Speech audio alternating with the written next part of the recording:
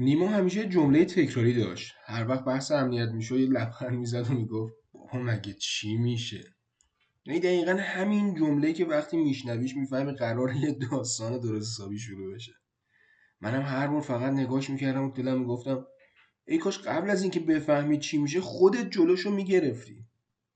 نیما آدم بی سوادی نبود اصلا. شبکه رو بلد بود، سیسکو کار بود، ویلن رو میشناخت ولی یه اخلاق خاص داشت. همیشه تا چیزی دردسر درست نمیکرد جدی نمیگرفت. سویچ ها روشن، لینک ها سبز، کاربرا هم غر نمیزدن. پس از نظر نیمو همه چی عالی بود. یه روز عادی بود، دقیقا از اون روزایی که فکر میکنی هیچ اتفاقی نمیافته و راحت میری خونه و سراغ زن و بچت.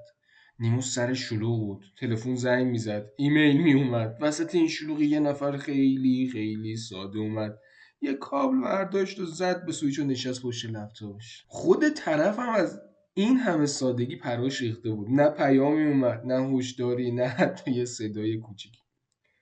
شبکه هم خیلی محترم گفت بفرما خوش اومدی. مشکل دقیقا همینجاست. وقتی پورت سکیوریتی نداری سویچ هم هیچ فرقی براش نمیکنه که تو کارمندی، مهمونی یا حتی مهاجم قاتل. فرقی براش نمیکنه. پورت سکیوریتی یعنی چی؟ یعنی آقا جان هر پورتی قانون خودشو داره. هر کسی اجازه نداره همینجوری کابلو بزنه وارد شبکه شه. یعنی محدودش کنی، کنترلش کنی و نذاری شبکت خیلی خوش برخورد باشه باش. نیما اصلا حوصله تنظیمات پیچیده نداشت. وقتی استیکی مکو بهش گفتم گفت یعنی خودش یاد میگیره؟ گفتم آره. اولین سیستمی که وصل میشه سویچ مکادش رو ذخیره میکنه. از اون به بعد هر چیز غیر از اون یه خورده مشکوکه. اینجا بود که نیما گفت این همونه که میخواستم. اما اصل داستانی فرض کن که یکی از قوانین شکست. اون وقت سویچ باید چیکار کنه؟ اینجا وایلیشن مودها میاد وسط. پروتکت آروم و بی سر صداست. خیلی بی‌حاشیه است. دستگاه غیر مجاز رو راه نمیده ولی هیچ صدایی هم در نمیاد. نه لاگ، نه اخطار، نه ایمیل.